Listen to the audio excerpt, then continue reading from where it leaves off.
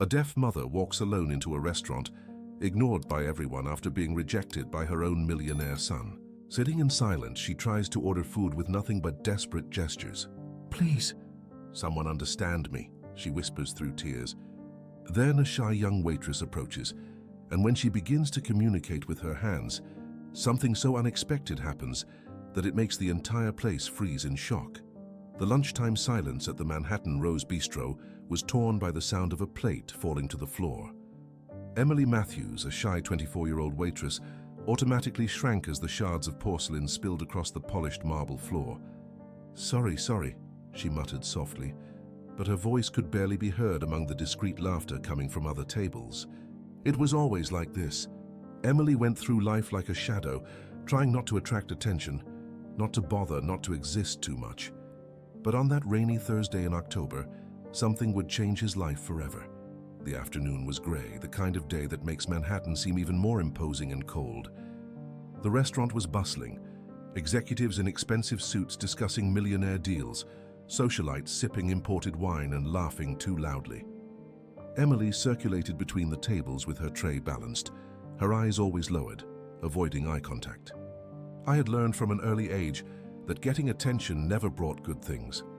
The memories of high school still burned, the laughter, the shoving in the hallways, the tears hidden in the bathroom. Weird, invisible, words that had shaped her identity like deep scars. It was then that she saw it. In the darkest corner of the restaurant, where the light barely reached, an elderly lady was sitting alone. Margaret Whitmore, about 70, had the kind of presence that would normally command respect. Elegant but worn clothes, dignified posture despite her age, eyes that had seen a lot in life. But something was wrong, terribly wrong. The old woman's trembling hands moved frantically in the air, gesturing with growing desperation. Her lips moved without sounding, and tears began to roll down her wrinkled face, leaving wet trails on her pale cheeks. "What circus is this?" laughed Brandon, one of the more experienced waiters passing by Emily. "Is the old woman having a fit or what?" He shook his head disdainfully and went on his way, leaving the lady there alone in her silent despair. Other employees passed by. Some looked away impatiently, others whispered cruel jokes. "He must be senile," commented Jessica, the blonde hostess who always treated Emily as if she were inferior. Why the hell did they let her in alone? Emily's heart squeezed tightly. There was something about those desperate gestures that she recognized. It was more than just gesticulation. There was a pattern, a language. His hands began to shake, as buried memories came back to the surface like air bubbles rising from the bottom of a dark lake. Daniel. The brother's name popped into his mind like a punch in the stomach. Little Daniel, with his brown curls and eyes that shone even in the absolute silence of his soundless world. Without thinking, Emily dropped the tray on the nearest counter and walked towards the lady. Every step seemed to echo in the restaurant, even with all the hubbub. When he got close to the table, his hands began to move on their own, as if they had a memory of their own. "Can I help you?" Her fingers formed the words in the air with a fluidity that surprised her. I hadn't used sign language in years. Years of trying to forget. Margaret's eyes widened as if she had seen an angel. His hands trembled even more as he replied, "Please, please, someone who understands me." The tears now fell freely, and she grabbed Emily's hands with surprising strength. "I've been here for 4 hours. Nobody understands me. I just wanted a glass of water and something to eat." The entire restaurant seemed to have stopped. Conversations ceased in the middle of the sentences. Forks were suspended in the air. All eyes were fixed on the unusual scene, the invisible waitress and the elderly lady talking through elegant and precise gestures. It was like watching a silent, intimate, deeply emotional dance. Brandon dropped the bottle of wine he was serving. The red liquid spread across the blood-white towel, but no one cared. "My God," someone whispered. "She knows sign language." Emily pulled up a chair and sat down, something she would never do under normal circumstances. Employees did not sit with customers, especially waitresses like her. But there was something in Margaret's eyes that made her forget all the rules. "Are you okay? Need something?" "Where is your family?" their hands asked gently. Margaret lowered her head, and when she got up again, there was such a deep pain in her eyes that Emily felt as if she were looking into an abyss. "My son." My son left me here, Thomas. He said I'm a burden, that you're tired of me. He gave me $20 and told me to get by. He doesn't come back. The silent words fell on Emily like stones. She knew that pain. The pain of abandonment, of rejection, of not being enough. Her own tears began to form as her hands responded. I'm sorry. Nobody deserves that. No one. He's ashamed of me, Margaret continued, her signals becoming more agitated. Since I married that woman, Victoria, she said I embarrassed the family. That my deafness it's embarrassing. That I shouldn't show up at their social events. Thomas agreed. My own son agreed. Emily felt an anger rise from the depths of her soul, an anger she didn't know she was still capable of feeling. It was the same anger he felt when children mocked Daniel in the park, when ignorant adults pretended he didn't exist, when the whole world seemed to conspire against those who were different. How much is her bill? Emily asked Brandon, who was still watching with his mouth open. I do not know. She couldn't ask for anything. She's just sitting there since she arrived, he replied, still processing what he saw. Then there's no account, Emily said with a firmness that surprised everyone, including herself. He turned again to Margaret. You're going to eat something now. I'll bring you our special dish of the day. And water. And dessert, all on my own. No, dear, I can't take it, Margaret signaled. But Emily was already on her feet. You can and will accept. No one leaves my restaurant hungry, she replied in signs. And there was something fierce about her gestures, something protective and determined. As Emily went to pick up the food, the restaurant continued in reverent silence. A young executive in the corner had discreetly raised his cell phone and was recording. Not out of malice or voyeurism, but because there was something deeply touching about that scene that he felt the world needed to see. Two women, one young and one old, connected by a language that most of them did not understand but whose emotion transcended any barrier. Emily came back with a full tray. Hot soup, fresh bread, the chef's chicken special, salad, and a generous slice of apple pie. He put everything on the table carefully and then did something that no one expected. Sat down again and began to keep Margaret company while she ate.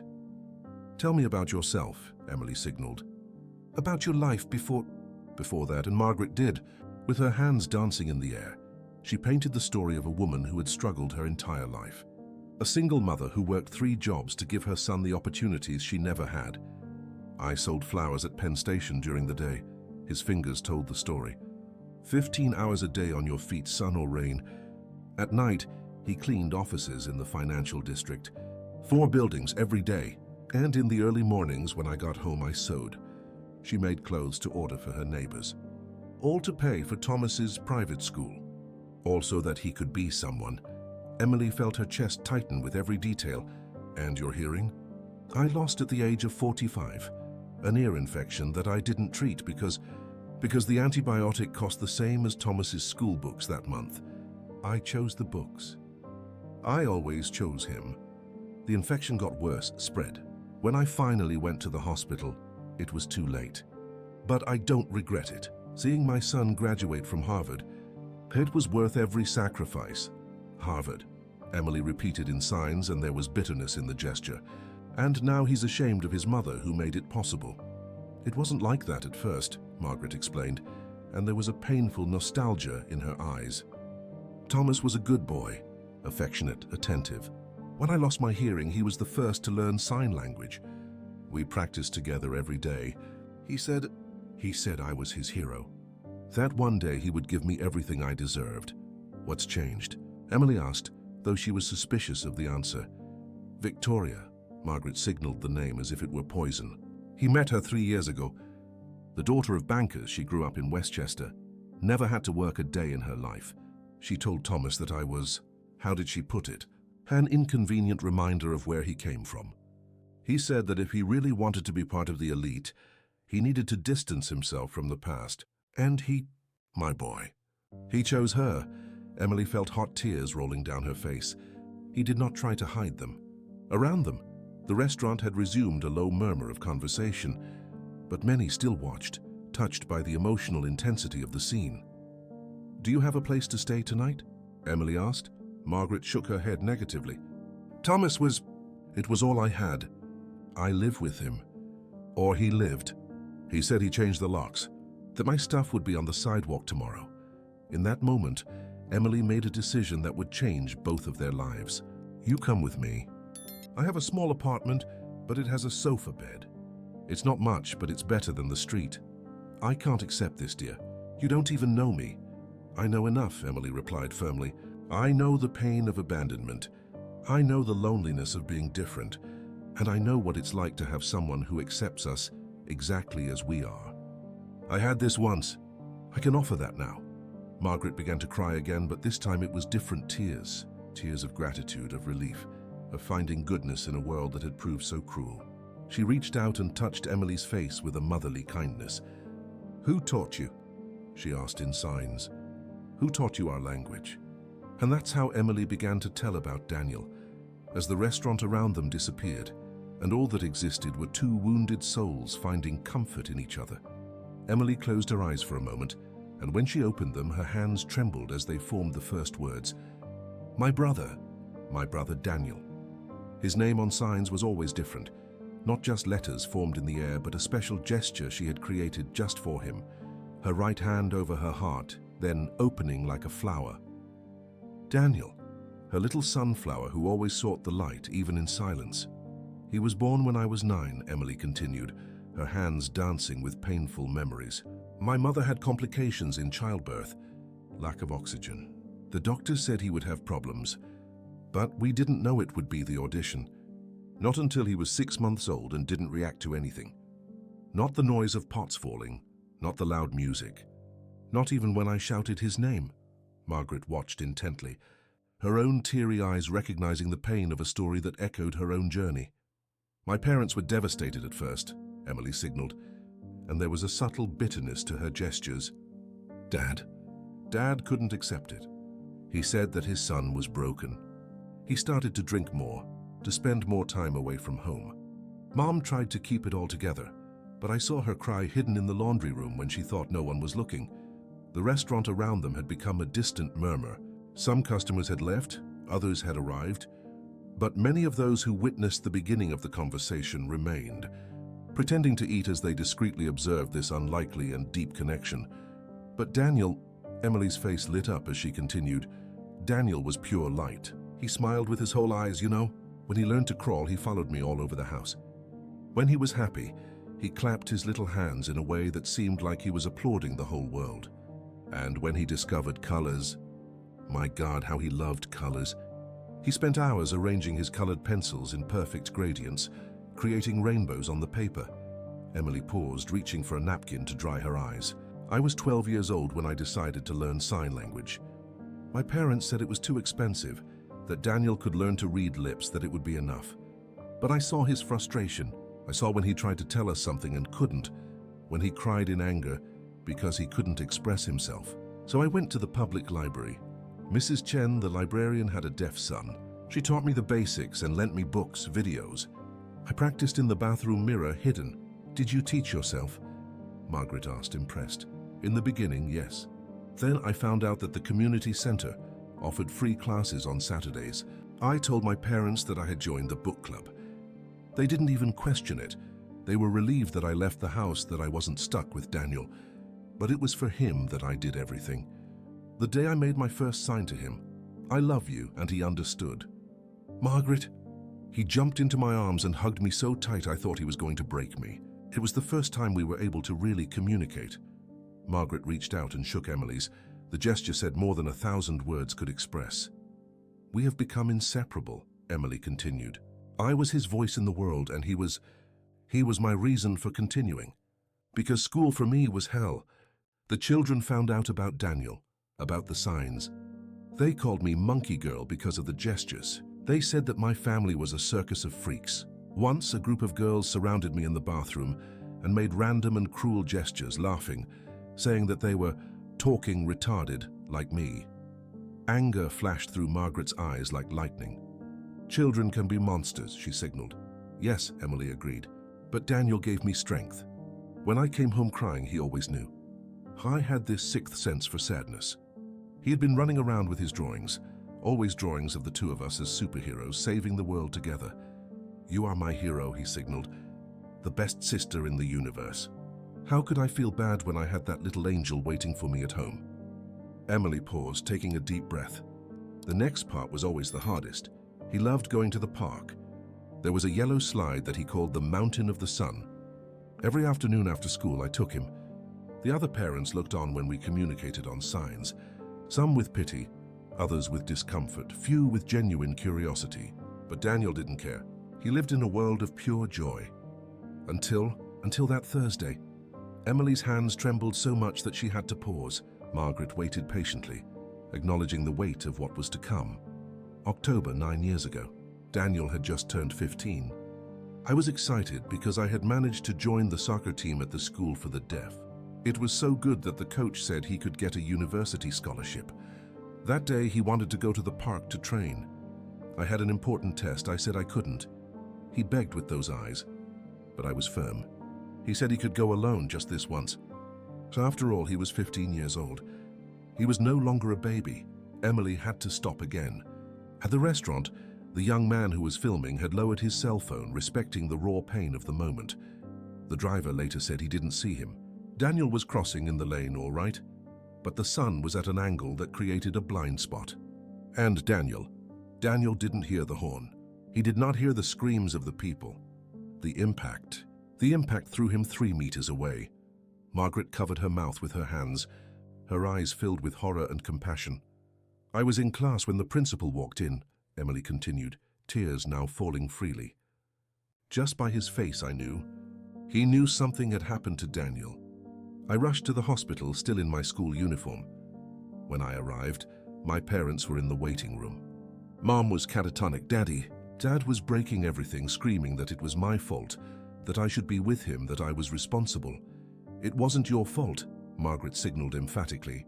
You know that, don't you? Of course, yes. But the heart... Emily touched her own chest. The heart has its own logic. The doctors did everything they could, but the head trauma was very severe. He was in a coma for 3 days. On the 3rd day, he woke up for a few minutes. Just a few minutes, but they were the most important minutes of my life. Emily paused, composing herself before continuing. He opened his eyes and saw me next to the bed. He smiled, that smile that lit up everything. And then his hands moved slowly with effort. Don't cry, he signaled. Superheroes don't cry. You're still my hero, always. They were his last signs, your last words to me.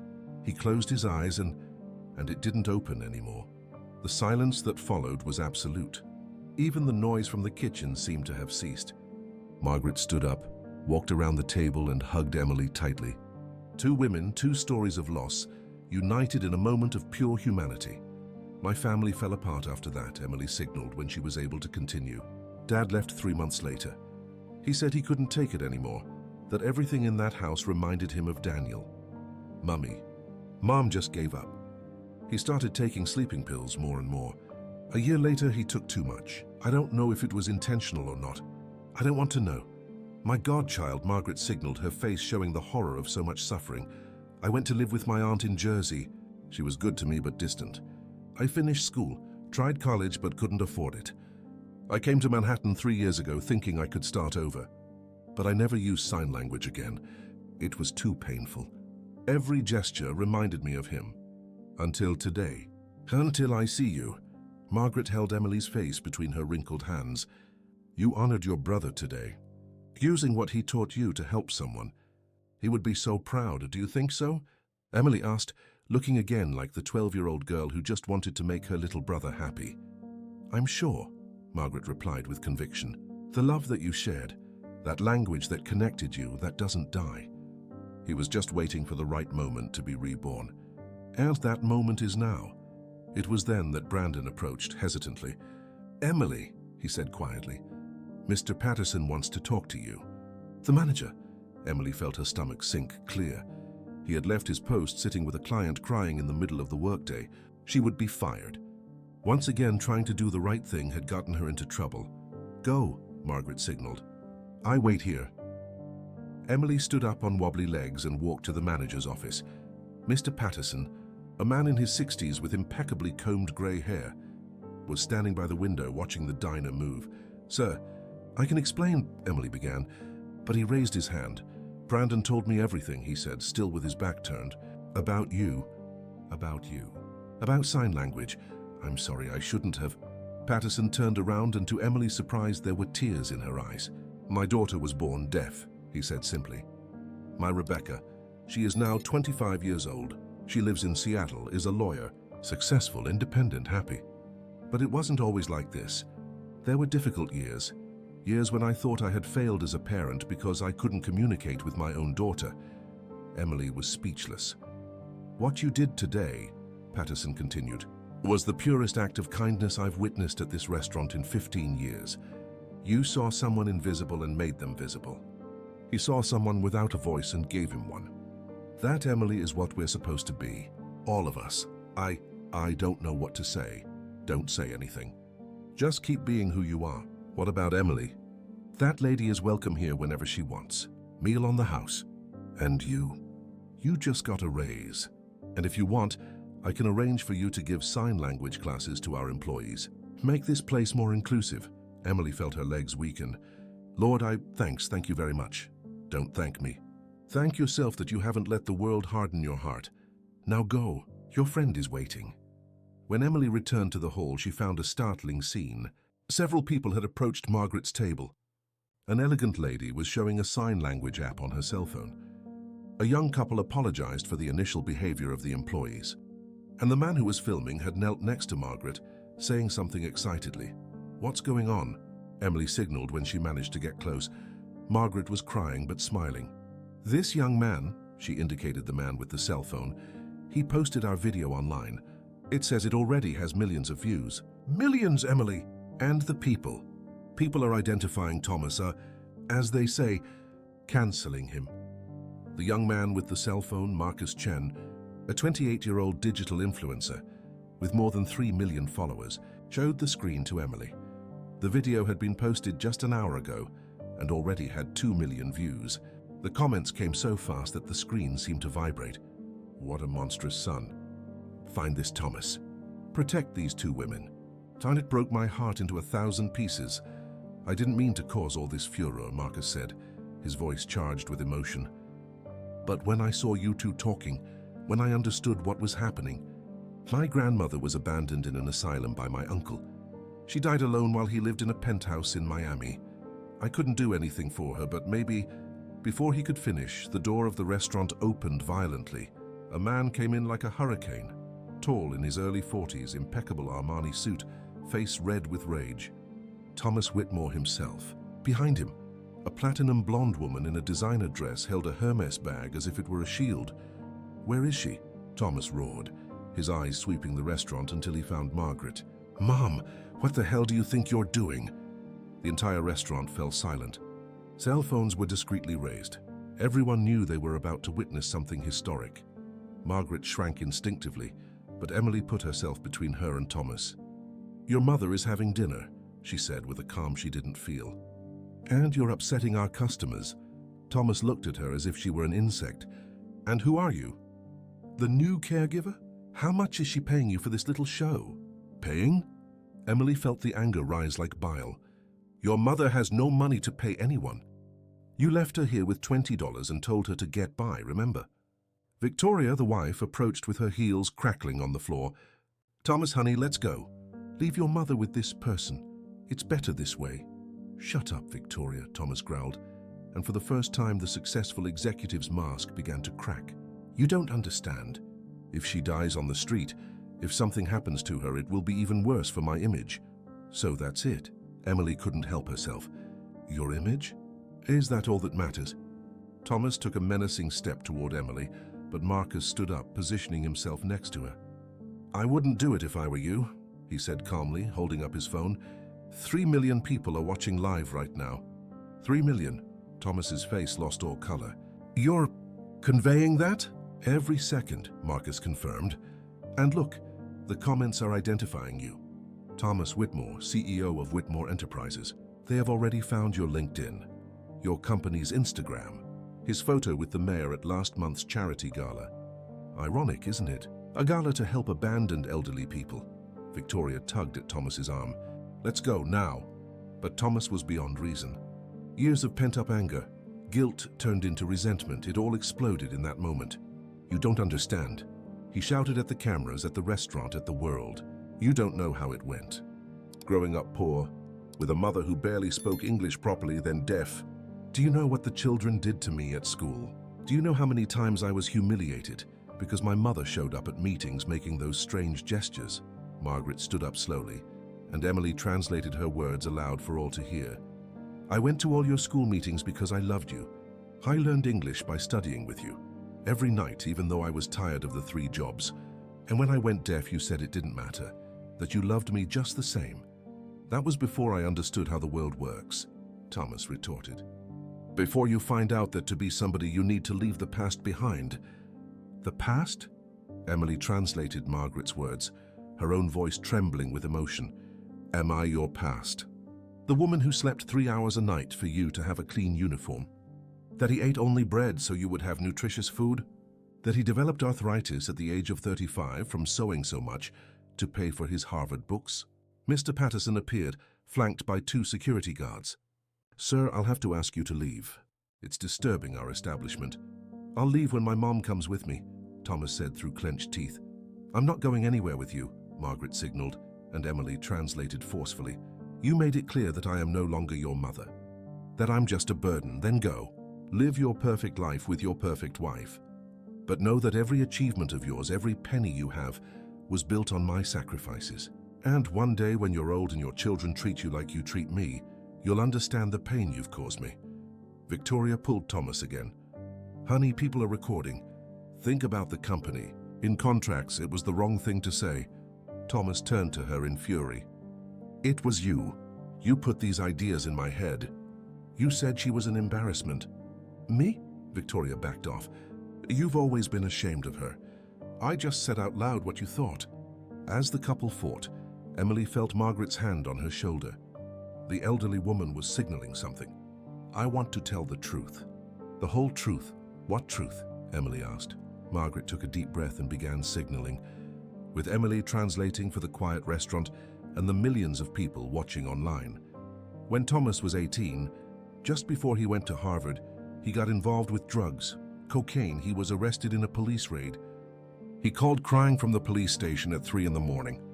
I didn't have money for bail. I sold the only thing of value I had, my mother's wedding ring, which she brought from Korea, which was worth more than money to me. I paid the bail, I paid the lawyer. I made a deal with the prosecutor. Thomas would do community service and therapy and the case would be dismissed. No one at Harvard knew. No one in his work knows. I kept that secret for 25 years.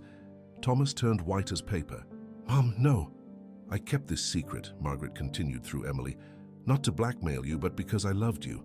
Because I believed you deserved a second chance. That you would learn from your mistakes. But you haven't learned. You have only learned to hide your shame better. And the biggest shame you hide, it's me. Victoria was flabbergasted. Drugs, prison. Thomas, you told me your record was clean. It was a youthful mistake. Thomas shouted, completely disoriented now. I've changed. Has it changed? Emily translated Margaret's furious words. A changed man does not abandon his mother in a restaurant. A changed man is not ashamed of the one who created him. A changed man honors his parents, does not hide them. Thomas's cell phone began ringing incessantly. He looked at the screen and turned even more pale. My office, investors, they're canceling meetings. Marcus checked his phone. You're viral, friend. But not in the good way. Thomas Whitmore is in first place on Twitter. His company lost 15% of its stock value in 1 hour. Amazing what the truth can do, isn't it? Thomas looked around like a cornered animal. Everyone in the restaurant watched him with a mixture of disgust and pity. Victoria had pulled away from him, clutching her expensive purse as if she could shield her from shame by association. Mom, he tried one last time, his voice now weak, broken. Please, let's go home and talk. Home? Margaret signaled. You said you'd change the locks, that my things would be on the sidewalk. I don't have a house anymore. She has it now, Emily said firmly. She's going to stay with me. And unlike you, I know the value of having someone who loves you unconditionally. It was at that moment that the door of the restaurant opened again. A middle-aged Asian woman entered, dressed elegantly but simply. She walked straight up to Margaret and, to everyone's surprise, began to signal fluently. "Mrs. Whitmore, my name is Jennifer Kim. I am a lawyer specializing in the rights of the elderly. I saw the video and came to offer my services." "Pro bono, of course, lawyer," Thomas interrupted. "Why does she need a lawyer?" Jennifer turned to him with a cold smile. "Abandonment of the elderly is a federal crime, Mr. Whitmore, especially when the elderly person in question is financially dependent and has special needs. Your mother has every right to sue for financial support, emotional damages, and, under the circumstances, a good portion of her assets." "This is extortion," Victoria shouted. "No," Jennifer replied calmly. "Extortion would be blackmailing someone with a secret about drugs and prison. This is justice." Thomas staggered backwards as if he had been hit. His phone kept ringing. Victoria was tugging at his arm, whispering furiously about divorce and asset protection. The world he had built on his mother's back was crumbling in real time, broadcast to millions. "I'll fix it," he stammered. "Mom, please, give me a chance." Margaret stood up with dignity. He walked over to his son, and for a moment everyone held their breath. She raised her hand and touched his face gently. Then he pointed out something that Emily translated with tears in her eyes. "I will always love you, Thomas. You are my son. But loving does not mean accepting being mistreated. Loving doesn't mean allowing you to dehumanize me. Go live your life. When you learn what really matters, when you understand that money and status are worth nothing compared to love and family, then we can talk. Until then, be happy with the choices you've made." Thomas tried to speak, but not a word came out. Victoria finally managed to drag him out of the restaurant. Through the windows, everyone could see the flashes of the press cameras that had already crowded outside. The restaurant erupted in applause. People stood up, some crying, others shouting words of support. Marcus hugged Margaret gently. Jennifer was already taking notes on her tablet. Mr. Patterson brought champagne on the house to celebrate courage, but Emily noticed that Margaret was shaking. The adrenaline was passing, leaving only exhaustion. "Let's go home," Emily signaled. "You need to rest." "Home," Margaret repeated the sign, and there was a question in it. "Yes," Emily replied firmly. "Home, our home." 3 days had passed since the confrontation at the restaurant. Emily's apartment, a small studio in Queens, had become something unrecognizable. Where once there was silence and solitude, there was now life. Margaret slept on the sofa bed that Emily had made with her best sheets. In the morning, the smell of coffee and toast filled the space, and the two women had developed a routine of quiet conversations that warmed more than any coffee. But the outside world hadn't forgotten. The video had reached 50 million views. The story had been covered by all the major newspapers and television channels. A Justicia para Margaret had become a movement, and Thomas Whitmore had become the most hated man in America. "You need to see this," Margaret signaled that Sunday morning. Pointing to the laptop Jennifer Kim had lent them, on the screen, a video of Thomas in front of his company building. He was unrecognizable, deep dark circles, unshaven, his impeccable suit replaced by a rumpled shirt. Victoria was nowhere to be found. "I want to apologize," he said to the cameras, reading from a paper with trembling hands. "To my mother, mainly. To the public. To everyone I disappointed. I lost my way. I forgot where I came from. I forgot who I was," Emily snorted. "Public relations. He's trying to save what's left of the company." But Margaret watched intently. There was something in her son's eyes that she recognized, the same vulnerability she saw when he was little and had nightmares. Emily's phone rang. It was Marcus Chen. "Emily, you need to turn on the TV, Channel 7 now." They turned on the television and came across a live press conference. But it wasn't Thomas who spoke. It was Victoria, surrounded by lawyers, her hair perfectly combed, makeup impeccable. "I was a victim too," she said with perfectly timed tears. "Thomas deceived me about his past, about your family. I never knew about the prison, the drugs, and about your mother.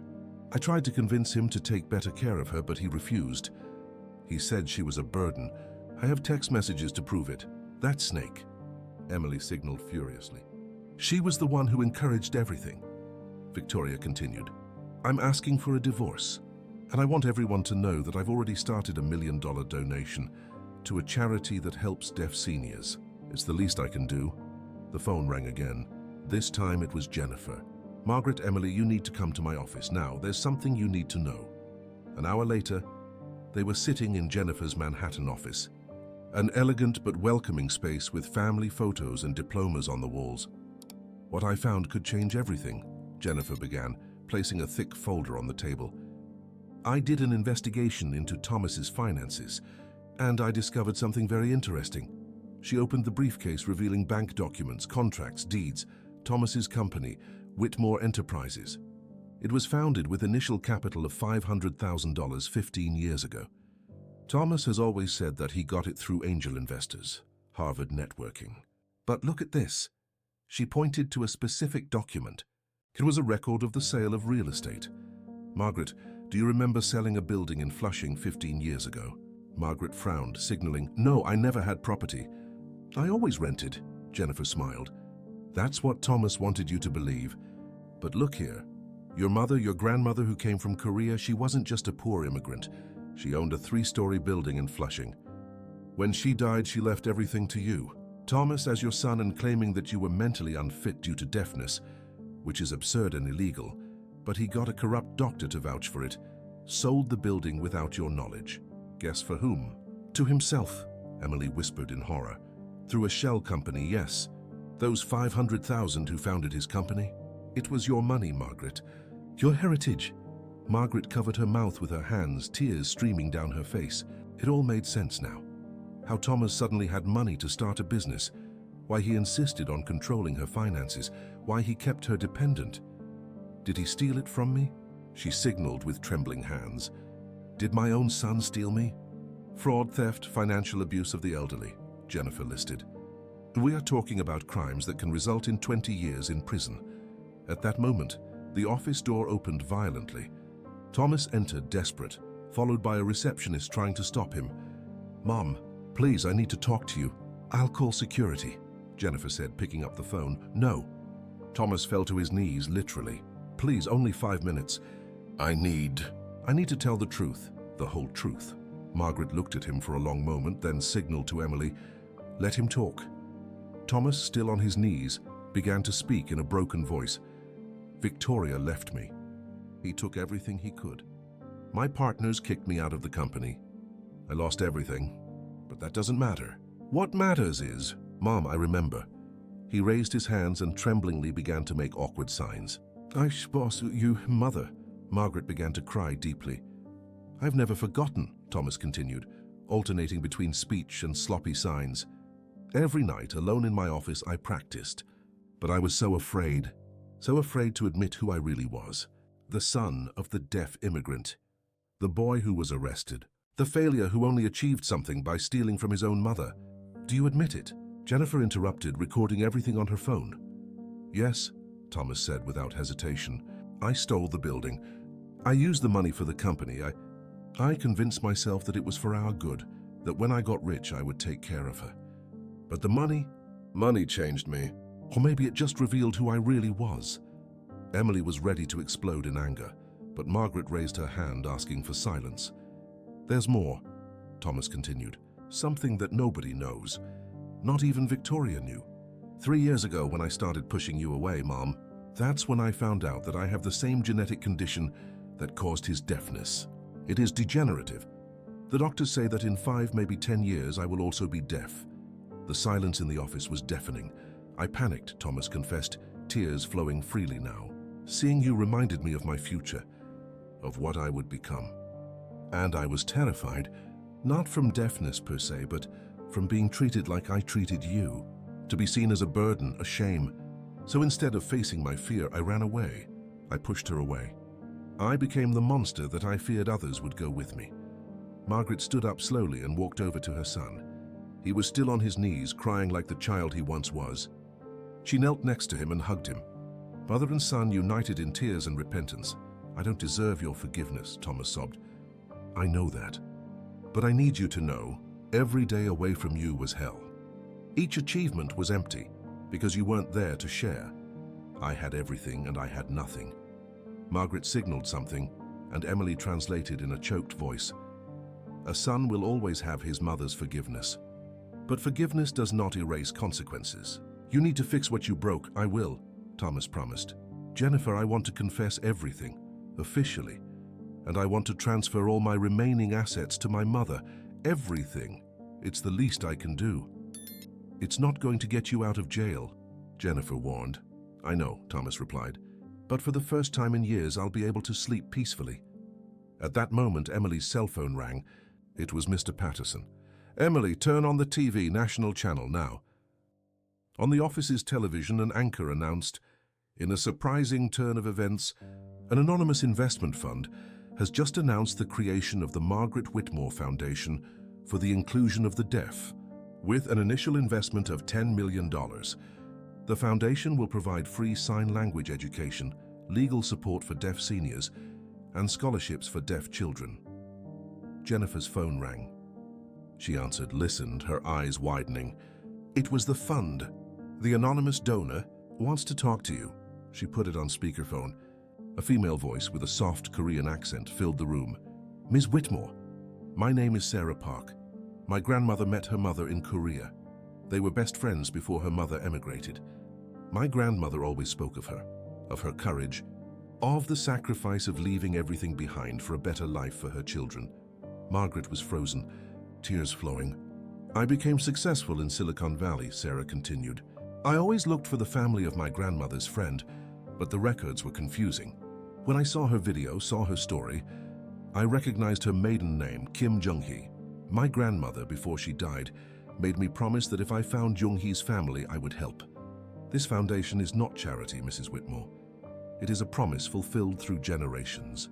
It's what your mother would have wanted, for her sacrifice to create waves of goodness that would cross oceans and decades.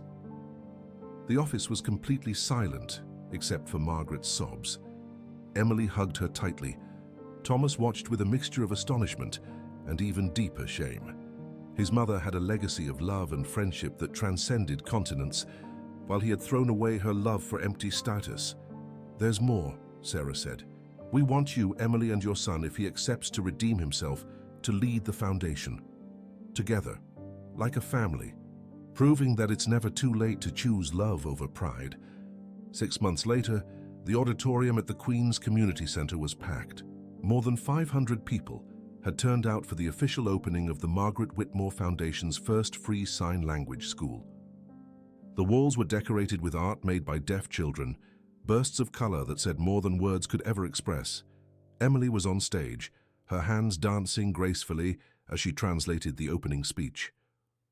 By her side, Margaret radiated a dignity that seemed to illuminate the entire space. She wore an elegant Korean hanbok that Sarah Park had gifted, a connection to her roots that she had hidden for so long. Today is not about me, Margaret signaled, and Emily translated for the audience. It's about every child who has been silenced, every elderly person who was forgotten, each person who was treated as less human because they were different. Today we say you are seen, you are heard, you matter.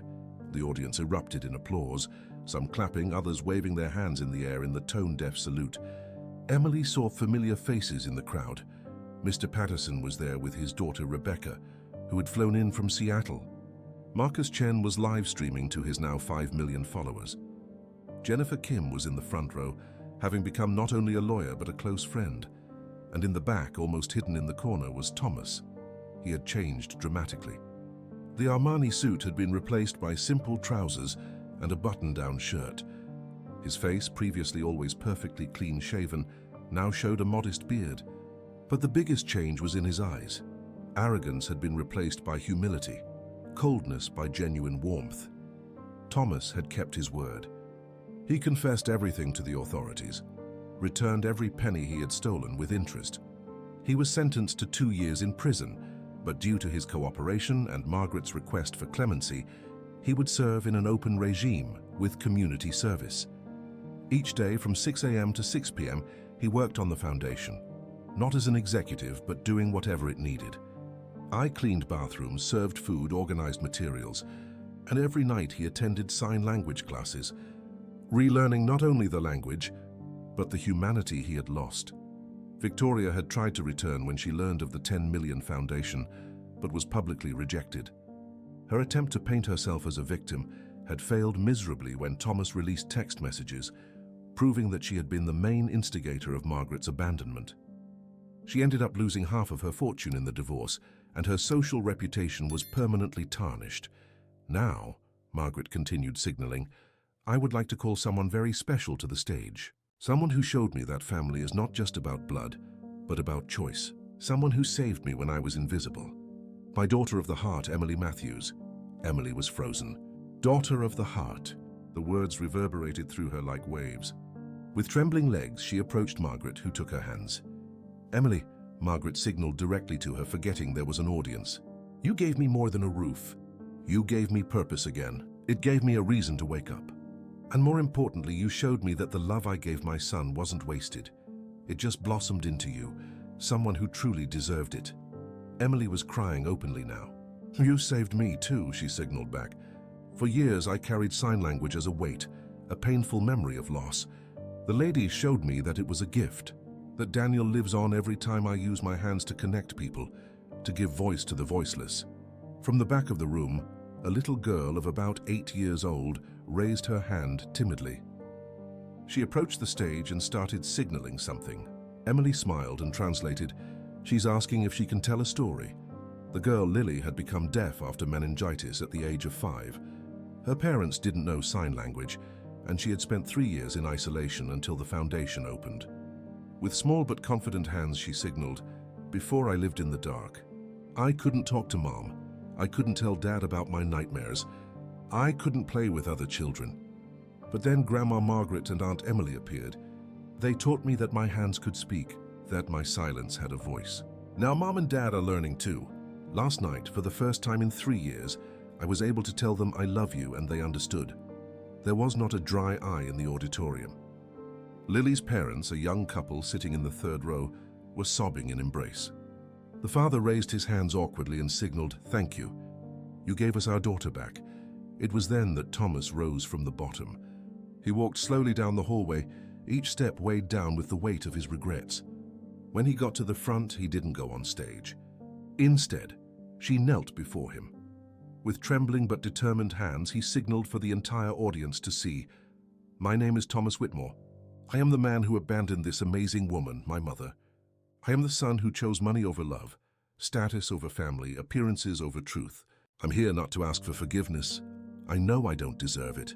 I'm here to testify, to say to each of you, do not make my mistake. Don't expect to lose everything to value what really matters. He turned to Margaret. Mother, you gave me everything, and I gave you pain. The lady taught me to speak, and I chose silence. The lady showed me unconditional love, and I reciprocated with impossible conditions. But I want you to know, every day for the rest of my life will be dedicated to honoring your sacrifices, not to redeem myself, but because I finally understand the love you gave me was not a burden. It was the greatest wealth anyone could have. Margaret stepped down from the stage.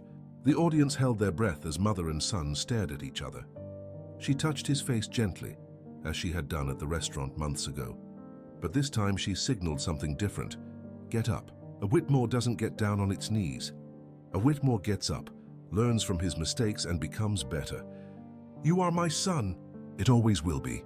And now, finally, he's becoming the man he always knew he could be. Thomas stood up, hugging his mother tightly. Around them, the auditorium erupted, not in applause, but in hands dangling in the air. Hundreds of hands silently celebrating a moment of redemption. Marcus Chen, still filming, whispered to his online audience, Guys, this isn't just a story about abandonment and reconciliation. It's about all of us, about the choices we make, about the people we ignore, about the love we waste chasing worthless things. Sarah Park took the stage. The 50-year-old woman had flown in from California especially for this day. I want to share something, she said into the microphone. My grandmother told me that Margaret's mother, Jung-hee, left Korea heartbroken, leaving family and friends. But she said something before she left. I plant seeds of sacrifice today so that trees of abundance may grow tomorrow. She never lived to see these trees. But look around. Every child who will learn to communicate here. Every family brought together through sign language. Every broken barrier. These are the trees that Jung-hee planted. Emily took the microphone, her voice strong and clear. Today we make a promise. To every deaf person, to every family struggling to communicate, To every abandoned elderly person, you are not alone. This foundation is more than a building or program. It is a commitment that silence does not mean invisibility. That difference does not mean less value. That love, true love, knows no barriers. At that moment, something magical happened. One of the children in the audience began to signal a song. Other children joined. Soon dozens of tiny hands were moving in unison, creating a visual symphony. It was Somewhere Over the Rainbow in sign language. Margaret watched with tears of joy. By his side, Emily translated the song aloud for those who did not know the signs.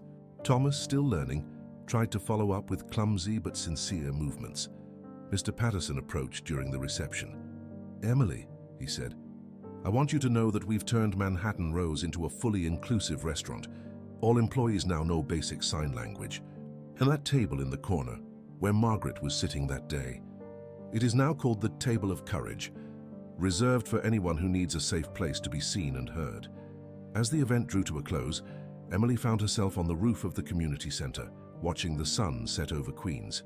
Margaret joined her, and for a moment they just stood there, comfortable in the shared silence. "Do you know what Daniel would say if he were here?" Emily signaled finally. "What?" Margaret asked. "That superhero saved the world, and today we saved our little piece of him." Margaret smiled, that smile that had become so familiar and dear in recent months. "We didn't just save, we transform it, one silent conversation at a time." 6 months later, a documentary about her story won an Oscar.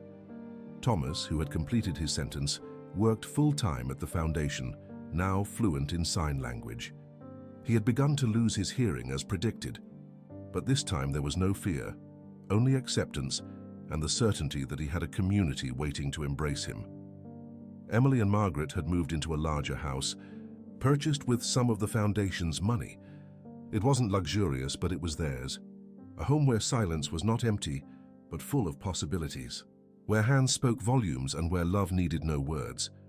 On the wall of the room, framed, was a photo of the day at the restaurant, the moment when Emily first reached out to Margaret. Below it, a simple sign with words in English and Korean. "Kindness is a language that the deaf can hear and the blind can see." And in a special drawer, Emily kept something precious, an old drawing of Daniel, showing 2 superheroes holding hands. She had added a third figure to the drawing, an elderly lady with a cape of her own. Because Margaret had become the hero that Emily didn't even know she needed, the foundation grew. Within 2 years, it had branches in 5 states. Thousands of people had learned sign language, families had been reunited, elderly people had found community, and it all started with a moment of courage in a Manhattan restaurant, when a shy waitress chose to see someone the world had made invisible. Thomas, in a recent interview, said something that went viral again, but this time for positive reasons. "I've spent my whole life running from silence, fearing him, seeing him as weakness. But I learned that in silence we find our truth. In silence, love does not need words. My mother taught me to speak twice, once when I was a child, and again when she taught me that the most important words are the ones we say from the heart."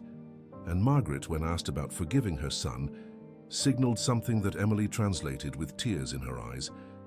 "Forgiveness is not about forgetting the pain, it's about choosing love in spite of it. My son got lost, but he found his way back, and sometimes we need to lose ourselves completely to finally find ourselves. Today I don't have just one child, I have 2. Thomas, who was born from my body, and Emily, who was born from my heart. And I have hundreds of grandchildren, every child who learns to speak with their hands in our foundation." The documentary ended with a simple but powerful scene. Emily, Margaret and Thomas sitting at a dinner table, talking animatedly in sign language while eating Korean food that Margaret had prepared. The camera slowly zoomed out, showing through the window the illuminated Margaret Whitmore Foundation sign across the street, where evening classes were taking place. Dozens of people learning that love has many languages, and they are all beautiful. In the final scene, a small child runs up to Margaret on the street and signals, "Grandma Margaret, I learned a new word today." "Which word?" Margaret asks, smiling. The child carefully signals, "Family." "And what does family mean?" Margaret asks. The child thinks for a moment, then responds in signs. Family is the one who chooses to love you when the world chooses to ignore you. The screen dims with the words, "The Margaret Whitmore Foundation has taught sign language to more than 50,000 people. Thomas Whitmore now leads the inclusion program for deaf entrepreneurs. Emily Matthews has become the foundation's executive director and is writing a book about her experience. Margaret Whitmore at 73 still teaches every day, proving that it's never too late to change the world. Victoria Whitmore was indicted for fraud in a separate case and lost her license to practice. Manhattan Rose Bistro became New York's first fully inclusive restaurant.